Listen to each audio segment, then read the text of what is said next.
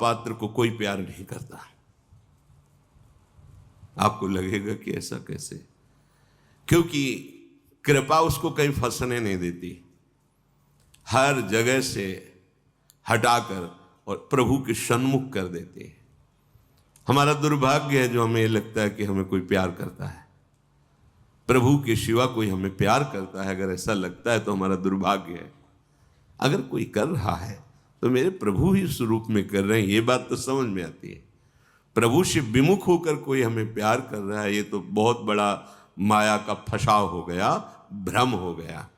पर कृपा पात्र को ये भ्रम भी नहीं होने दिया जाता, दिखाई देता है इस जगत। सच्ची मानिए, हृदय की ऐसी स्थिति होती है, नहीं होता कहीं कोई ठौर ठिकाना हो, चाहे भी तो नहीं होता। उसका तो स्वभाव जन्म जन्मांतर से पड़ा रहा है ना, ममता आसक्ति करना। कोई एक बार प्रेम से बोल दे तो उसका मन कहने लगता है ये मेरा, ये मेरा, ये मुझे चाहता है, ये मुझे मेरा अपना है। प्रभु से विमुख करने वाली जो अपनापन की वृत्ति है, प्रभु की कृपा पात्रों के हृदय में वो उदय ही नहीं होने दी जाती।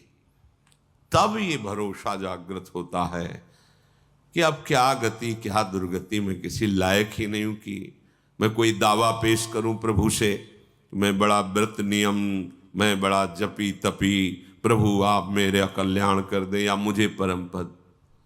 वो हृदय में देखता है किसी तो बस अब उठा भरोसा, अब तो बस लाडली जू श्यामा जू आप करुणा समुद्र आप देख लीजिए। बस हृदय से जो शरणागति प्रकट होती है, सब ज्ञान सब दिव्यताएं इसी से प्रकट हो जाती है। बहुत ही आसक्ति शरीर में सूक्ष्म होती है, कहने की बात अलग होती है, मैं शरीर नहीं हूं। शरीर से परम पद प्राप्त करने की भावना भी बड़ी सुदृढ़ होती है।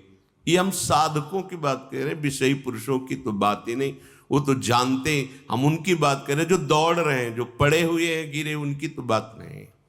वो तो जब खड़े होंगे तब उनकी समझ में आएगी बात, अभी तो पड़े हैं विषयों में। जैसे स्वप्न में कोई बड़बड़ा रहा हो तो उसकी बात नहीं समझी जाती, ऐसे विषयी पुरुषों की बात सुनने लायक नहीं है। जो दौड़ रहे हैं सतमार्ग में, तो किससे दौड़ रहे हैं? शरीर से, मन से, स्वभाव से। ये तीनों हैं कौन? माया रचित है ना। बड़ी सूक्ष्मता होती है। हम इन्हीं तीनों से माया मुक्त होना चाहते हैं, इन्हीं तीनों को पकड़ के सूक्ष्मता से देख लो आप। तर्क की कोई बात नहीं इसमें। अगर हम परमार्थ पे चल रहे हैं तो इन्हीं तीनों का आश्रय होता है। अंदर से देखना, ये आंख की बात कह रहा हूं, छाती की बात।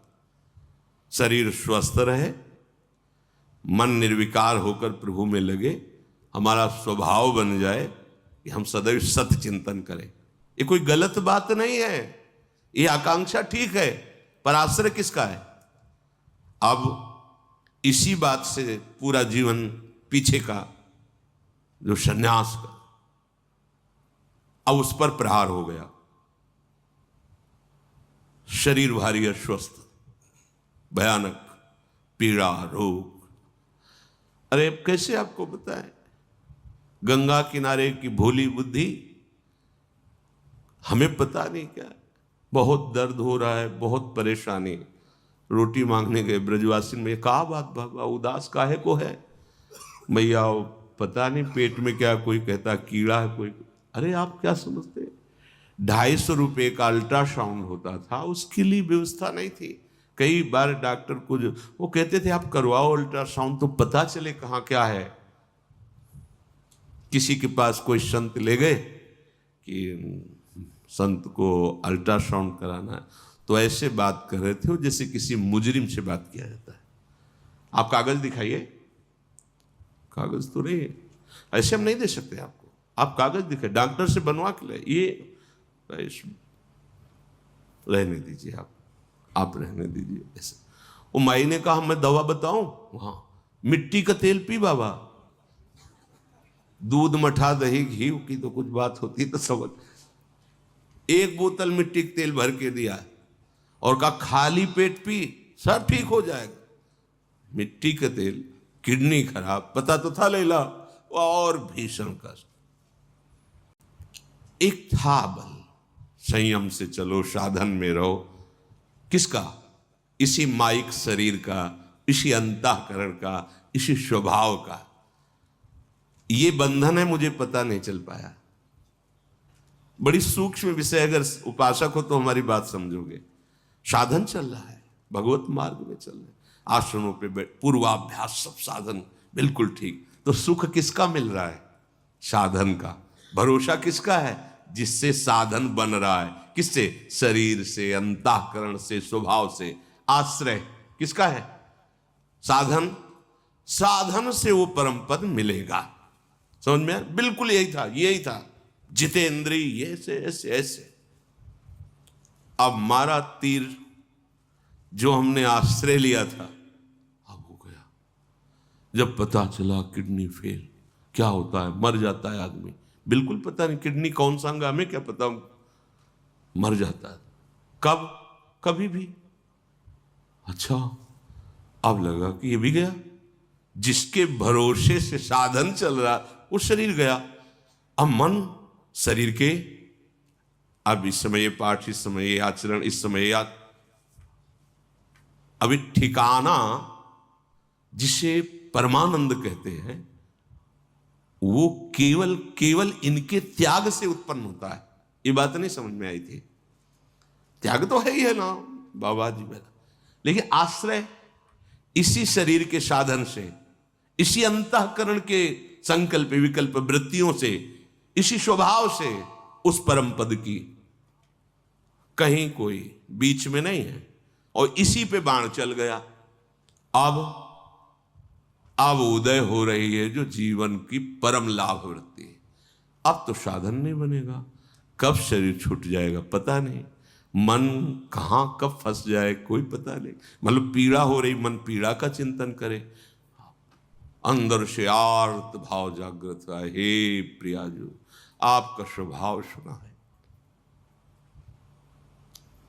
अब तो साधन भी नहीं, साधन का भी भरोसा छूटा। जिससे साधन बन रहा था उसका भी भरोसा छूटा। वो वृत्ति उन्होंने ही दी शरणागति की। शरणागति ऐसा नहीं कि नहीं जानते थे, शरणागति थे, पर शरणागति में जो सूक्ष्म बाधा थी,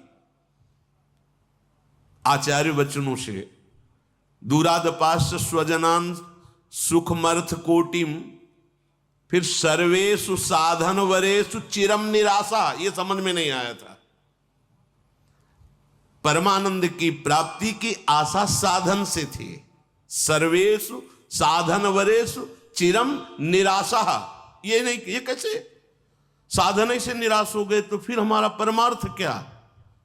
ये बड़ी ऊंची बात है। सर्वेषु साधन वरेषु चिरम निराशा। जब साधन के यंत्र ही ठीक नहीं रह गए तो क्या साधन?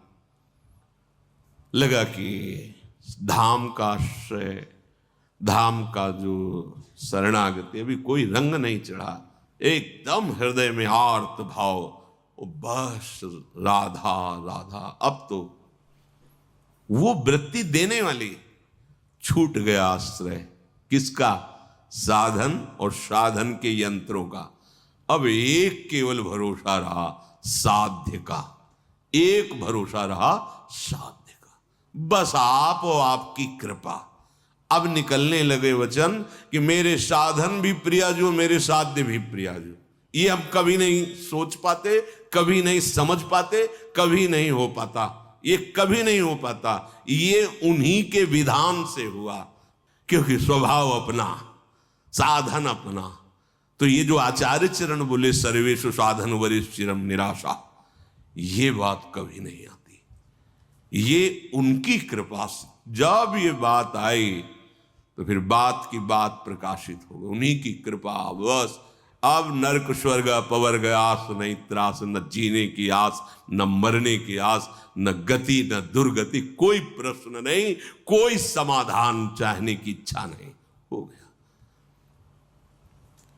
इसे कहते हैं आश्रय। ये जो चर्चा की ना, ये छाती की चर्चा इसीलिए हृदय की कि आप प्रमाण सहित समझ जाएंगे। अगर इसे सत्संग में आप हृदय से समझ जाओ तो प्रतिकूलता की जरूरत नहीं। पर क्या होता है कि सुन के समझना थोड़ा मुश्किल पड़ता है और परिस्थिति समझा देती है। अब बस एक ही भरोसा बचा कि हे हरि जैसे तैसो मैं तेरो, बस अब देख लो। बोले इसीलिए तो ये सब किया था कि तुम केवल मेरे हो जा। ये बात हमसे नहीं बनी, सच्ची कर, मतलब अब शब्द नहीं है, साधन साधन, बस सारी दृष्टि साधन पर, सारी दृष्टि साधन पर। साधन से साध्य मिलता है, सिद्धांत है। यह बात समझ में नहीं आई थी कि साध्य ही साधन रूप से अवतरित होता है, साध्य ही दिव्य साधन रूप से। वो साधन पढ़ने लिखने से नहीं आता, वो उनकी शरणागति से उदय होता है। हम समझ रहे हम शरणागत तो बहुत समय से हैं, पर शरीर के शरण में थे, अंतःकरण के शरण में थे, स्वभाव के शरण में थे, जो माया रचित हैं। तभी तो ना भाई